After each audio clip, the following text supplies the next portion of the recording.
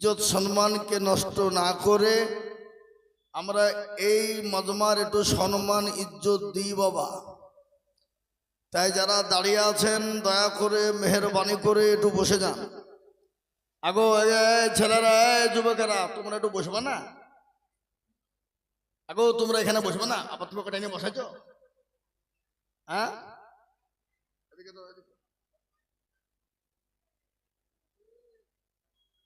মারো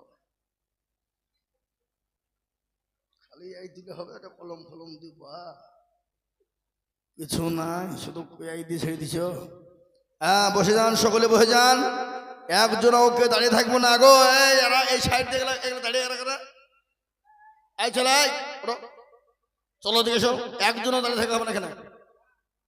চলো বসো, এদিকে জায়গা আছে তো, একটু বসে যাও, সকলে বসো।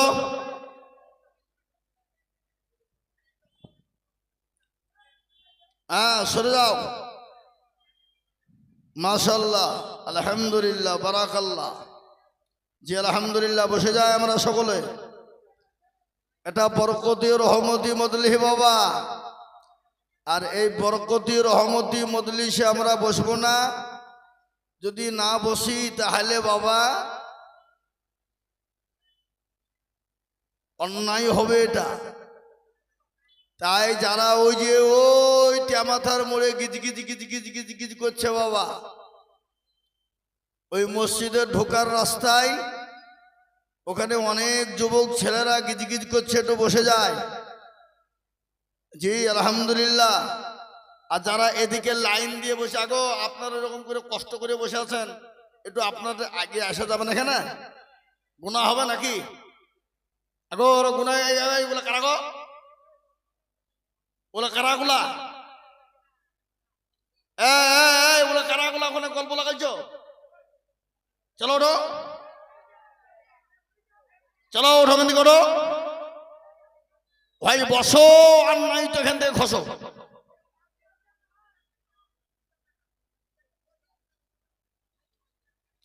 আসুন সকলে আসুন। মাশাআল্লাহ মাশাআল্লাহ, বারাকাল্লাহ, আলহামদুলিল্লাহ।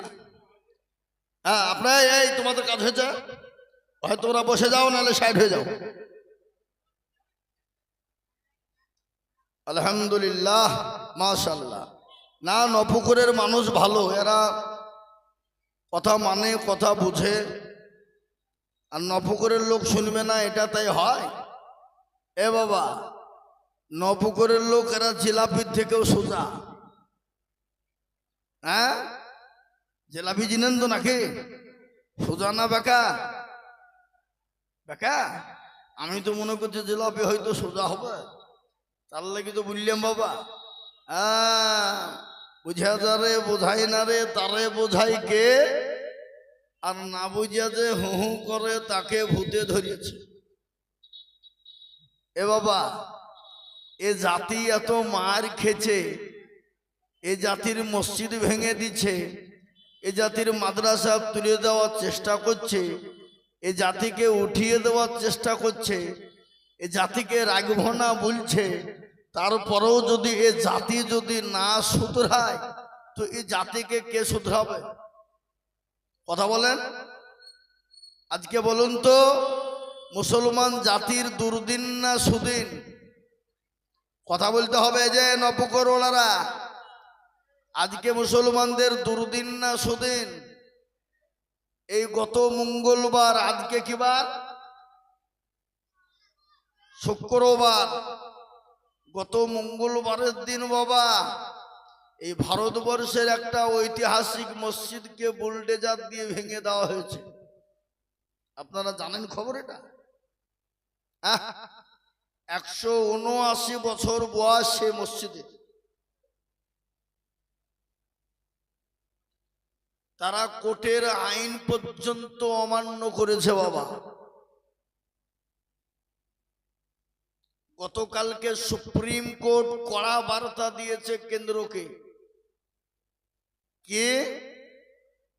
কেন্দ্রকে এমন কড়া বার্তা সুপ্রিম কোর্ট দিয়ে বলেছে, দেখো চুলকে ঘা করো না। চুলকে ঘা করা মনে বোঝেন তো? যেখানে বেশিটা চুলকায় বারবার ওই জায়গাটা চুলকালে ঘা হবে না? হবে না? এ কথা বলো না। তো বেশি চুলকে ঘা করতে যেও না, কেচে খুঁড়তে যেয়ে কেউটে উঠে যাবে। তো মসজিদ ভাঙবো, মন্দির ভাঙবো, অমুক ভাঙবো, তমুক ভাঙবো, নিজের মন গড়া আইন তৈরি করবা, কিন্তু দেশের মানুষ ছেড়ে দিবে না। গত পরশুদিন 500 মিটার ব্যারিকেড দিয়ে ঘিরে 50,000 মুসলমানদেরকে আটকে রেখে বুলডোজার দিয়ে মসজিদ ভেঙে দিয়েছে গতকাল, এই মঙ্গলবার। কোর্টের আইন পাস করার কথা ছিল, আজকে কোর্টের রায় হতো, কিন্তু তারা ওটাকে ভেঙে দিয়েছে।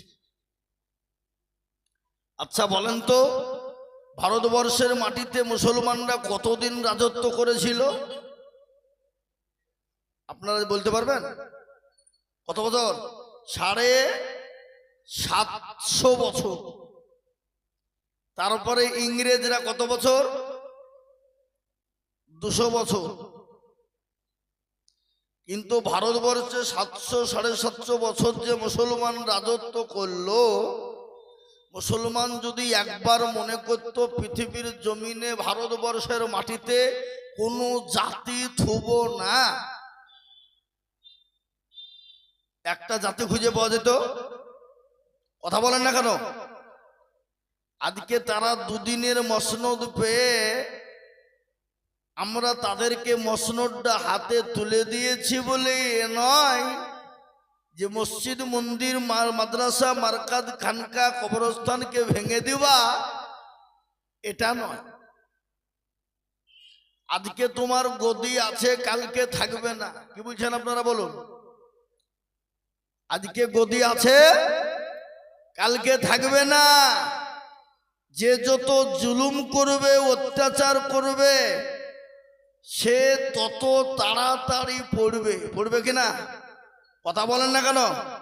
হ্যাঁ, ওপার বাংলা, বাংলাদেশে যে অত্যাচার চলছিল তাকে সরিয়ে দিয়েছে।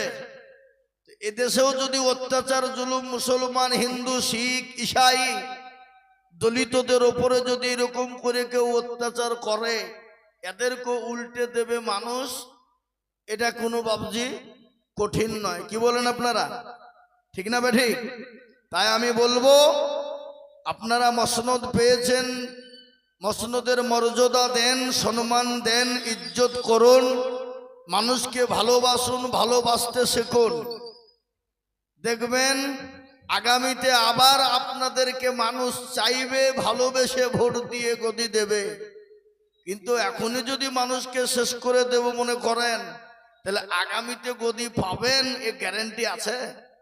এ বাবা, তাই আমি বলবো, ও মুসলমান দরদিরা, আল্লাহ ওয়ালারা, ইমান ওয়ালারা, আমরা মুসলমানের ঘরের সন্তান, আমাদের দ্বারাই কোনো রকমের কোনো ক্ষতি হোক এটা আমরা মুসলমান চাইব না। তাই যারা আমরা এখনো পর্যন্ত আসেনি, বসে আছি, দাঁড়িয়ে আছি, ঘুরে বেড়াচ্ছি, একটু দয়া করে মেহেরবানি করে চলে এসো। এটা বরকত হবে, রহমত বর্ষণ হবে। কিন্তু আমাদের দেশের একটা কথা আপনাদেরকে আমি বলি বাবা, প্রায় জায়গাতে বলি, আজও বলছি, আপনাদের এখানে হাই স্কুলটা কোথায়? নবপুকুর হাই স্কুল আছে নাকি? ও, নবপুকুরে হাই স্কুলের হেডমাস্টার পড়ায় ছেলে মেয়েদের, পড়ায় না গো? পড়াই তো? হ্যাঁ, হঠাৎ করে একদিন বেলডাঙ্গা কলেজের প্রফেসর এসে বলছে, আগো স্কুলের হেডমাস্টার কে গো? তো হেডমাস্টার বলছে, আমি কেন? কি হলো? কি হলো? হ্যাঁ, বসো, ওঠেও না। তো হেডমাস্টার বলছে, আমি কেন? কি হলো? কে আপনি? বলছে, আমি কলেজের প্রফেসর। কি খবর? বলে, আপনার ছেলে মেয়েরা পড়ায়? বলে, হ্যাঁ, খুব ভালো পড়ায়। তাহলে আগামী সোমবারের দিন স্কুল ভিজিট করে আপনার ছেলে মেয়েদের পরীক্ষা নেব, তাই হবে? হেডমাস্টার ছেলে মেয়েদেরকে বললো, ও ছেলেরা, ও মেয়েরা, একটু ভালো করে পড়াশোনা করো তো বাপ। আর ওই স্কুলের মধ্যে গভেট মার্কা ছেলে কিনা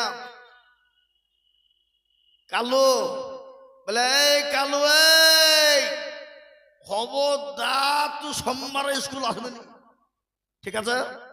এই আসমিনি বলে মাল কিন্তু সবার আগে চলে গেছে বাবা। গিয়ে দেখছে জানালা দরজা মারা, কোন দিক দিয়ে ঢুকবে, ঢুকার লাইন পেছে না বাপ। ও যে নতুন প্রকারে বাপজি দরজা জানালা খুলি ভেঙে ঢুকেছে বাবা। ঢুকে বাপজি এরকম বেঞ্চ আছে, বেঞ্চের তলে সাতপাট হয়ে শিবড়েছে। দিয়ে বলছে হেডমাস্টার, কলেজের প্রফেসর, ছাত্র, শিক্ষক সব এলো। এসে বলছে এই ছেলেরা, মেয়েরা, তোমরা ভালো করে পড়াশোনা করেছো তো? বলে হ্যাঁ ভালো করেছি, করবো না কেন, তাই নাকি? তো বলে হ্যাঁ। তো বলো তো বাবা, একে জিনিস বিভিন্ন নামে ডাকে, সে জিনিসটির নাম কি? হেডমাস্টার বলছে আল্লাহ আমি তো নিজেও জানিনি, তো আমার ছেলে মেয়েরা বলবে কি করি? হ্যাঁ বলে হ্যাঁ গো, কেউ পারবা না? 1 rule 2 rule 3 rule 4 rule 5 rule কেউ পারে না? ওই বেঞ্চের তল থেকে হাত বের করে বলছে আমি পারবো স্যার। কেউ? কালো বলে এই ছেলে, তুই পারবি? তুই বেঞ্চের তলে শিখবে উঠ। ও ভাবছি একবারে বেঞ্চ ফেন চিড়ি লাপটাপ দিয়ে উঠেছে বাবা। হেডমাস্টার বলছে আল্লাহ ওকে স্কুলে ঢুকতে মানা করলো, আর ঢুকলো কি করি? হ্যাঁ আমার এত সুন্দর সুন্দর ছেলে মেয়ে পাচ্ছে না রে। বেটা বলছে আমি পারবো, তো লেখাপড়াই করে না। বলে পারবি? বলে হ্যাঁ পারবো। বলে খুব সহজ, তাই নাকি? তো বল। বলে সেটা হলো মাথার চুল। কলেজের প্রফেসর চমকিটে বলছে আল্লাহ আমি জানি নদী, আর এই বেটা চুল। বলে তার মানে কি গো, নদীকে বিভিন্ন নামে ডাকে না? কেউ বলে ভাগীরথী, কেউ বলে যমুনা, কেউ বলে গঙ্গা, কেউ বলে পুকুর, কেউ বলে মিঠেল, কেউ বলে পুষ্করণী, কেউ বলে নদী, কেউ বলে ভৈরব, কেউ বলে সমুদ্র, কেউ বলে সাগর। কি গো বলে কি বলে না? যারা বলুন।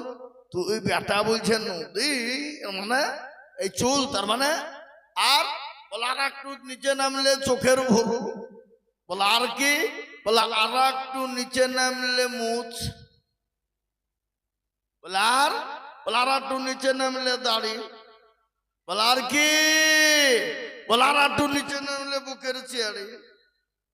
হেডমাস্টার জোড় হাত করে বলে বেটা কালু যা নামেছিস বাপ, আর নামিস নিয়ে শোনা, এখনো সমাজে চলবে। তো আমাদের দেশের যুবকরা যুবতীরা এরা এত নিচ পর্যায়ে নেমে গেছে, পৌঁছে গেছে কি ভাষা দিয়ে এদেরকে বলবো, ভাষা খুঁজে আমি পেছিনি বাপ। তনহামা দাগে দাগে সোদ বম্বা গোজা গোজানে হাম, সারা অঙ্গে ব্যথা, কোথায় ওষুধ লাগাবো খুঁজে পেছিনি বাপ। মনে যদি পছন্দ ধরে খুঁজে কিরে পাওয়া যায়, আর মলম দিব কোন জায়গায়? আজকে জালসা মানে মেলা, আর মেলা মানে যুবক আর যুবতীদের খেলা। ধরা পড়লে ধনঞ্জয়, আর না ধরা পড়লে ইনজয়। কি বুঝতে পারলেন না কথা? না এ বাবা, আমাদের দেশের যুবকরা 12টা 1টা 3টে পর্যন্ত মোবাইলে গেম খেলে তাদের জীবন পর্যন্ত শেষ করে দিল। খালি আখেরাত শেষ নয়, ইহকালও শেষ, পরকালও শেষ। আমি গতকালকে এক সাংবাদিক ডমকুল বাজারে রাত্রি 12টার সময় গল্প হচ্ছিল। বলে হুজুর এইগুলো একটু ভালো করে আপনারা বলেন। বলে কোন গেল গো? কি বলতে হবে? বলে আমাদের দেশের যুবকরা শেষ হয়ে গেল হুজুর। বলে কিসের লেগে, কি করে শেষ হলো? বলে যে মোবাইলের গেম, মোবাইলে নাকি লটারি খেলছে। আমার দেশের দেখেন গত পরশুদিন একটা যুবক, তরুণ, নওজোয়ান, দেখবার মতন চেহারা, এই মোবাইলে গেম করতে গিয়ে বলে কয়েক লক্ষ টাকা দেনা, গলায় দড়ি দিয়ে মরে গেল টাকার টেনশনে। তো আমাদের দেশের যুবকরা এই যে মোবাইলে জুয়া খেলছে বাবা, লটারি, জুয়া, গেম খেলছে। ভালো করে বুঝলেন, আপনার আমার সবারই ছেলে আছে, কারো ভাই, কারো ছেলে, কারো ভাগ্নি, কারো আত্মীয় স্বজন আছে না নাই? জোরে বলুন। এই যে মোবাইলে গেম খেলে আমাদের দেশের যুবকরা নিজের জীবনটাও নষ্ট হয়েছে, ইহকালটাও শেষ, পরকালটাও শেষ। এই মোবাইলকে সামনে করে আমাদের দেশের যুবকরা বিভিন্ন রকমের চিটারি ব্যবসা শুরু করেছে। বাবা, চিটারি ব্যবসা, এই চিটারি ব্যবসা শুরু করতে গিয়ে লাস্টে কানে নিজেই পটল তুলছে। পটল তোলা বোঝেন তো আপনারা? হ্যাঁ, তাই আমি বলবো গো তরুণ যুবক, তোমরা হলো আমাদের ভবিষ্যৎ। আমিও একটা যুবক, আমি দাঁড়িয়ে আছে বলে বুড়ি হয়ে গেছে নাকি? কি মনে হয় আপনাদের? আমার মনে হয় যে বয়স আমার 60 হবে নাকি, বুঝছেন আপনারা? 50 না, এ বাবা 36। তার মানে কত হলো? এরা হিসাব জানে না নাকি ইংলিশ জানে না? এ বাবা, তাহলে আমিও একজন যুবক। শরীর তো আমাদের খারাপ হইতে পারে, যদি বলে আপনাদের শরীর খারাপ হবে না, খারাপ হবে না? আমরা কখনো এখানে তো কালকে আসামে, কালকে আসামে তো তারপরের দিন বিহারে, বিহারে তারপরের দিন দেখছি বাংলাদেশে। এ বাবা রাত জায়গা, এখানকার পানি সেখানকার পানি, এ রাত ও রাত জাগা। বাবা আমাদের তো শরীর খারাপ হওয়াটা স্বাভাবিক নাকি, বুঝছেন আপনারা বলুন? তারপরে আবার বকা। তাহলে তোমরা যুবকরা কেন তোমাদের জীবনটাকে নষ্ট করছো মোবাইলের আওতায়? কিন্তু তোমাদেরকে বলবো মোবাইল ছাড়ো। জীবনকে যদি তোমরা বাঁচাতে চাও, জীবনটা যদি সুন্দর তৈরি করতে চাও, দুনিয়াতে শান্তি এবং সুখ পেতে চাও, তাহলে মোবাইলকে তোমাদেরকে দূরে রাখতে হবে। হ্যাঁ, মোবাইল রাখবা, যেটা প্রয়োজন সেটা করবা, কিন্তু এই যে রাত্রি 12টা 1টা পর্যন্ত যুবকরা এই মোবাইল নিয়ে বুঝে মার মার মার মার মার মার মার মার মার মার। কি কে? হ্যাঁ, মা ডাকছে বলে হবে না, বাপ বলছে যাবো না, ভাই বোন বলছে আইরে হবে না, অনেক দিকে খাওয়া দাওয়া সব শেষ। আছে না নাই জোরে বলুন? আমার মনে হয় নবপুরের যুবকরা নাই নাকি গো? এটা আছে? আরে সুহান আল্লাহ, আমি কাকে বলছি গো? হ্যাঁ, আল্লাহ আকবার। এই দেশেও আজকে তো প্রতিজ্ঞা করো যুবক, ও তরুণের দলেরা, কোরআন পড়ো, হাদিস পড়ো, মোবাইলে দেখো। আজকে তোমরা মোবাইল ঘেটে নিজের জীবনের যৌবন শেষ করো না। এখন আমাদের দেশের যুবকরা মেশিন ভিড়িয়ে চেক করে দেখেন, ডাক্তারের কাছে চেক করে নিয়ে যান, 100-র মধ্যে 98% ফেলুয়া। কি বুঝছেন আপনারা বলুন? ওরা বিয়ে করতে ভয় করছে, মানে বাইচান্স যদি বউ ভাত না খায়। কেন? ওরা বিয়ে করলে তাও সমস্যা, বাইচান্স যদি অন্যজনের সাথে পরকিয়া করে। কি বুঝলেন? বুঝতে পারলেন না আমার কথাটা? এর থেকে খুলিয়ে নিচে বলতে হবে, আমাকে বুঝিয়ে নিতে হবে। আল-আকিলু তাকফিহিল ইশারা, আকলমন্দু কে লিয়ে ইশারা কাফি হ্যায়। বুদ্ধিমানদের জন্য ইশারাটাই হলো যথেষ্ট। কি বলছেন আপনারা বলুন? হ্যাঁ, বুঝে নিতে হবে। আমাদের দেশের যুবকদেরকে আমি অনুরোধ করব, 12টা ক্ষতি হবে যদি মোবাইলে গেম, ওই লটারি, ওই কি বলে জুয়ে খেলো, চিটারি ব্যবসা করো। 12টা ক্ষতি হবে। চোখ যাবে, জান যাবে, মান যাবে, হায়া যাবে, লজ্জা যাবে, দিক যাবে, ঘৃণা যাবে, শরম যাবে, হাত যাবে, কিডনি যাবে, জীবন যাবে, যৌবন চলে যাবে। তুমি টের পাবা না যুবক, তাড়াতাড়ি তোমার চোখ দুটো চলে যাবে, বুঝতে পারবা না।